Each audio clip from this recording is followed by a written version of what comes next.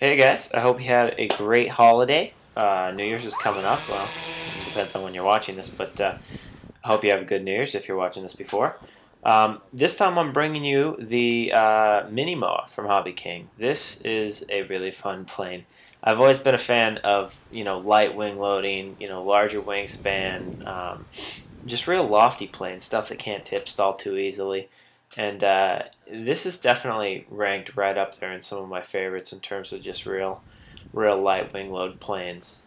Stuff like if you're used to the Radian, this thing would feel pretty natural, except with the aileron option. So, a couple notes: if you're interested in picking this plane up, you should probably watch this at least most of the way through to get a couple notes on the build and overall quality of some of the components inside.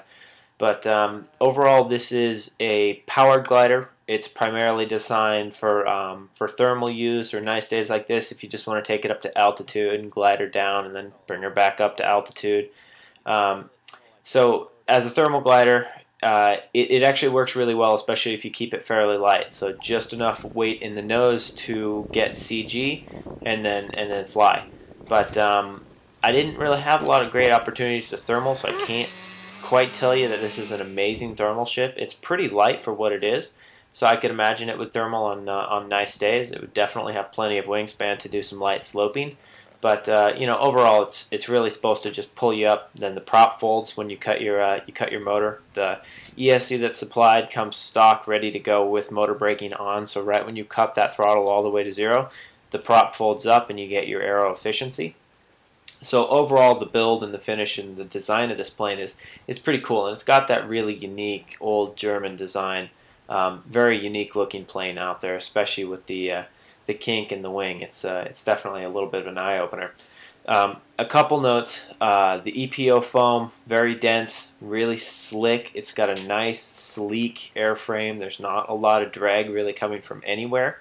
The density is very good. EPO basically bounces better than any other foam. EPS tends to crush a little bit more. EPO has more rebound.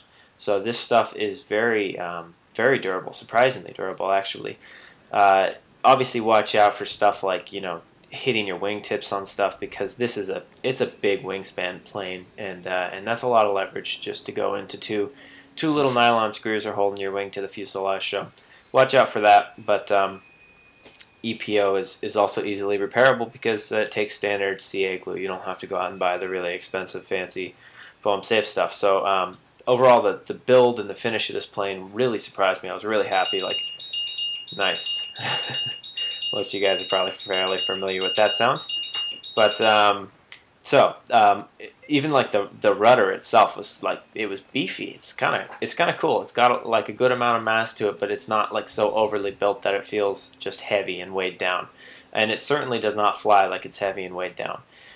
Let's talk a little bit about CG. In order to get proper CG for this plane, by the way, the manual did not come in the box, but you can download the manual from Hobby King's website in the Files tab under the plane. But in order to get CG, they recommend using a 2200 milliamp battery in a 3-cell, and that definitely would not get you CG. You have to add roughly 2.5 ounces of weight into the nose to get CG. So by my calculations, you should be able to run a 3000 or even a 3300 pack in the nose of this thing, which is just insane, because the 2200 I was running, I was getting half-an-hour flight times, and I was only draining through half my battery, and that was mostly power on and then power off and then power on and power off. I wasn't doing any thermaling, so flight times on this plane would just be ridiculous with a 3000 pack. But don't hesitate to buy a 3000 pack and put a tiny bit of weight in the nose if you have to from there. Don't go too much beyond a 3300, because then you might have to scoot it back or even do some aft weight. But in general, anything between 2200 and 3000 would probably be optimal for it. Couple notes: if you intend to have this plane for a long time and you're just going to be flying it a lot, something you might want to do, you don't have to do it right off the bat. I was flying it bone stock, every single thing in it was stock. One thing I would recommend doing is swap out the servos. The servos that come in it are fine, they work just fine. There's a little bit of slop in them. They're obviously not the highest quality servos. Throw in, my favorite servos honestly are the HXT 900s. Those things, for $3 or $4 a piece, are ridiculous. I mean, they match up to the $20 high techs that are out there. Honestly, they really do. Very high, high precision, cheap, lightweight. It's no Metal Gear Digital or anything like that, but they're lighter, and if you strip one out, after a year of use, just replace it for $3. But especially in the ailerons, you can feel the stock servos. You can actually move your aileron up and down, just the tiniest bit of deflection, and you can hear a little bit of clicking, and that's just, it's not the gears stripping or anything. It's just a tiny little bit of slop in the servo itself. So if you wanted absolute precision on this plane, you could get it if you put a little bit nicer servos in, and the airframe can easily take the weight if you did want to go Metal Gear or digital for a little more precision. Couple more notes on it. I would recommend venting the prop. So it comes with a nose cone and a foldable prop, and if you're unfamiliar with that, it's a system that obviously when you let the throttle down, it folds in. The only downside to that nose cone, while it keeps the aero efficiency to a maximum, it allows almost no venting, and this plane really doesn't have a lot of venting in the front end, and it's very powerful. I mean, this thing is almost capable of vertical. It's really more powerful than any glider I've flown, except for maybe the Radian, but it's actually a little bit too powerful. After doing a couple watt tests and amp draws on it, I was pulling 27.5 amps on the stock setup, which is too much for the ESC that comes stock. So if you want to maintain that power, you need to at least ventilate the front nose cone, and I'll put a couple pictures up here, but ventilate the front nose cone and put a 30 amp speed control in it. It comes stock with a 20.